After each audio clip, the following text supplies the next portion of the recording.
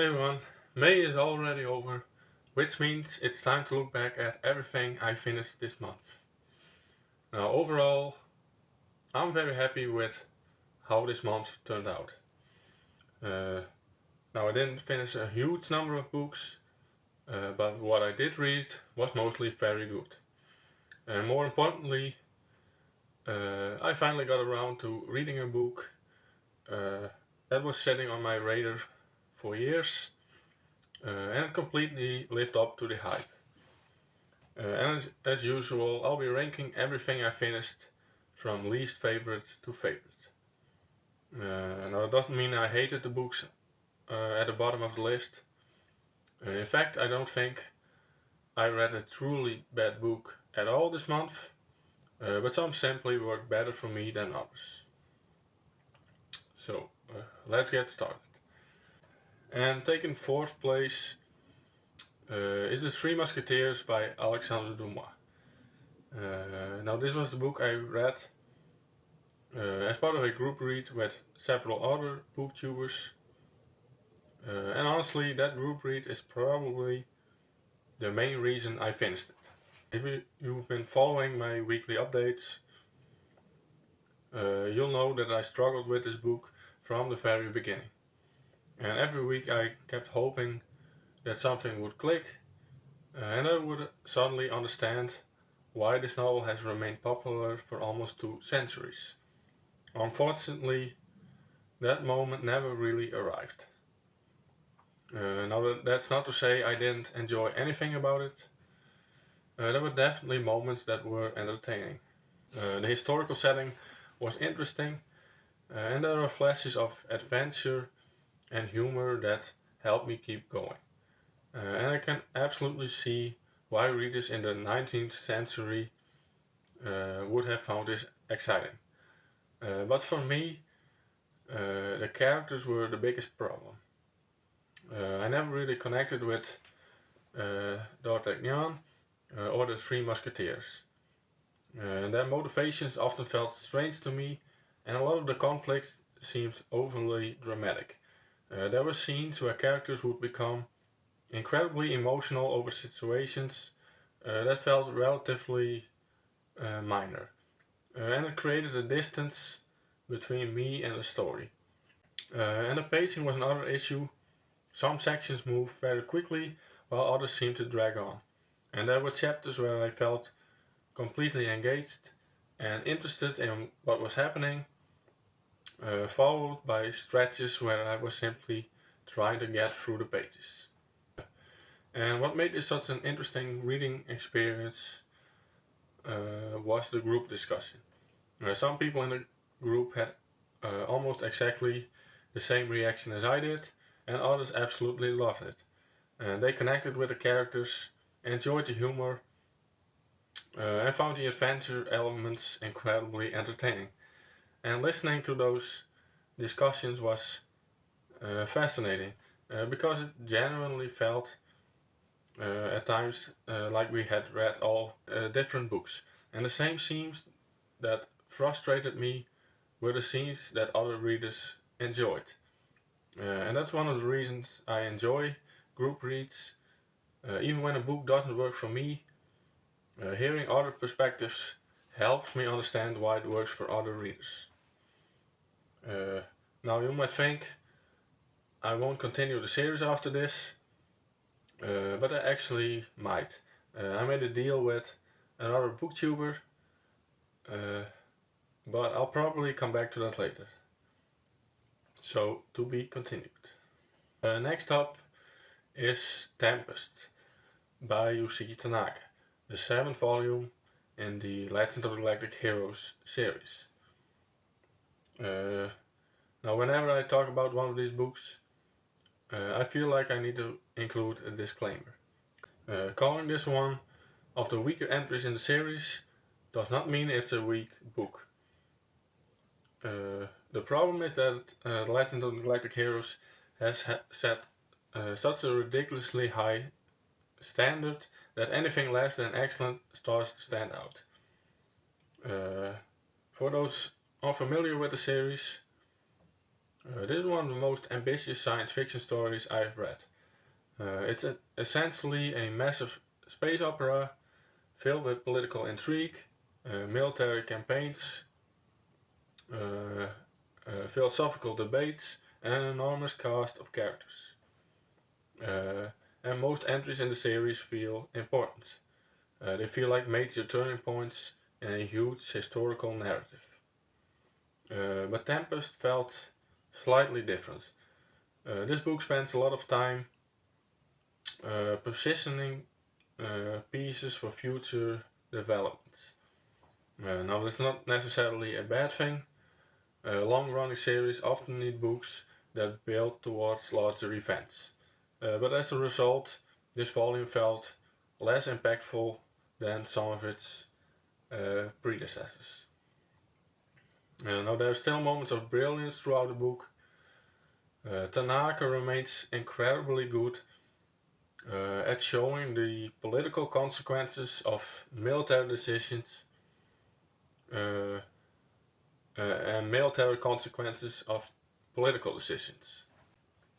And I think very few authors make large-scale conflict feel disbelievable.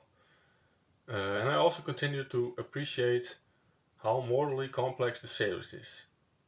There are no easy answers here.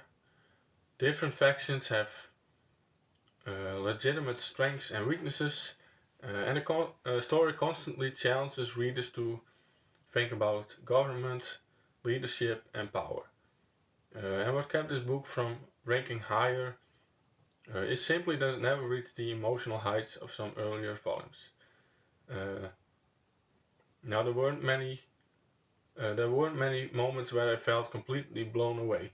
Instead, I spent most of the book uh, appreciating uh, the craftsmanship while waiting for the story to reach its next major turning point.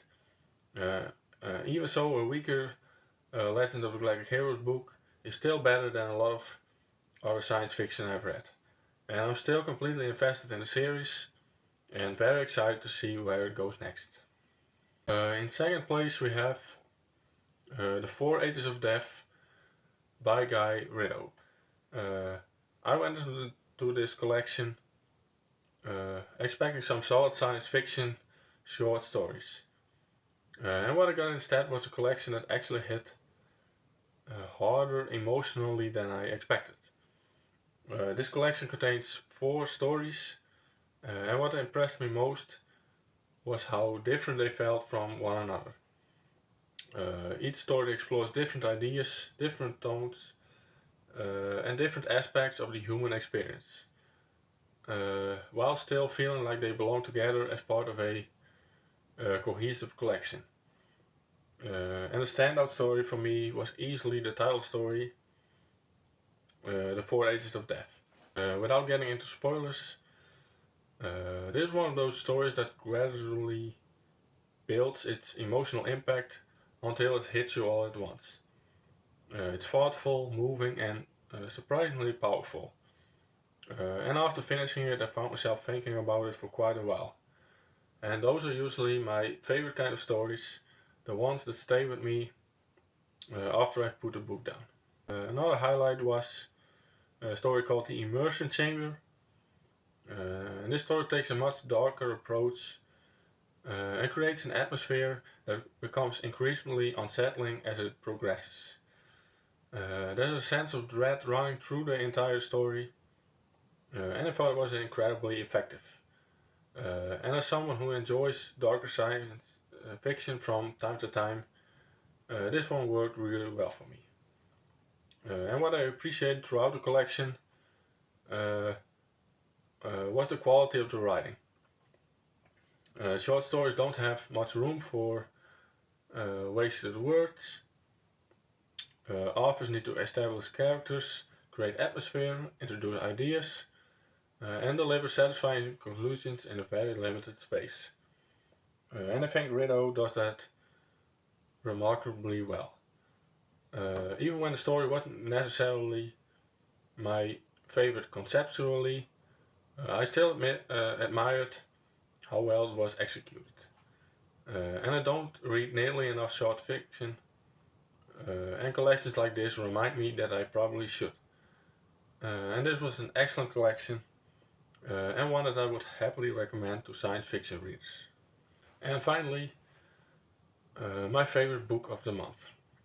No surprise, Lies of Locke Lamora by Scott Lance. This is the first book in the Gentleman Bastard series, and a book I pulled from my TBR jar for May. And for years I've heard people talk about this book. And every time someone recommends fantasy novels, this title eventually comes up. And every time someone talks about great fantasy friendships, this title comes up. And every time someone talks about memorable fantasy protagonists, this title comes up. And at a certain point, that level of praise starts making me nervous. Sometimes hype creates impossible expectations. And this book somehow managed to exceed mine. The story follows Locke Lamora, an orphan who grows up to become a master thief in the city of Camber. And alongside his gang, the Gentleman Bastards, he runs elaborate schemes targeting the wealthy elite of the city. And that premise alone was enough to grab my attention. But what makes this book special is the execution. Camber is one of the most vivid fantasy series I've ever encountered. It feels alive, it feels dangerous, and it feels like a real place with its own history, culture, and with a lot of personality. And the characters are equally impressive. I think Locke is an incredibly entertaining protagonist. He's clever, funny, arrogant, reckless, and constantly getting himself into situations that are far bigger than he anticipated. But what really elevates the book is the relationship between the members of the Gentleman Bastards. Their friendship feels genuine. The banter is fantastic, and the loyalty between them feels earned. And the group dynamic creates some of the funniest moments in the book, but it also makes the emotional moments hit much harder. And I think the dialogue throughout the novel is outstanding. There were multiple scenes where I found myself slowing down simply because I was enjoying the conversation so much. And the pacing is excellent as well. The story constantly balances heists, political intrigue, action, humor, and character development without ever feeling unfocused. Uh, and then there are the emotional moments. I expected a fun fantasy heist story. What I didn't expect was how emotionally invested I would become in these characters. And the book repeatedly surprised me, both in terms of its plot and its emotional impact. And the more I think about it, the harder it becomes for me to identify any major weaknesses. And I'm sure if I looked hard enough, I could find something to criticize, but nothing significant stands out. And that's incredibly rare for me. And this isn't just my favorite book of the month, it is one of the best fantasy novels I've ever read. And at the moment, it's also my clear frontrunner for Book of the Year. Now, there's still a lot of reading left to do before the year ends, but whatever eventually takes the top spot is going to have some serious competition. Now, looking back, I think for me May was an excellent reading month. I finally finished a classic that had been on my list for years, even if it didn't work for me, and I continued one of my favorite science fiction series. I discovered an outstanding short story collection, and most importantly, I finally experienced the Lies of Locke Lamora, and found out that the hype is absolutely justified. And not every month delivers a potential Book of the Year contender, so I'm very happy with how May turned out. Now I'm very curious to hear from you. What was your favorite book that you read in May? And have you read any of the books I talked about? And if you have, do you agree with my rankings, or would you put them in a completely different order? Anyway, that's all I have. Thanks for watching, and I hope to see you again in the next video.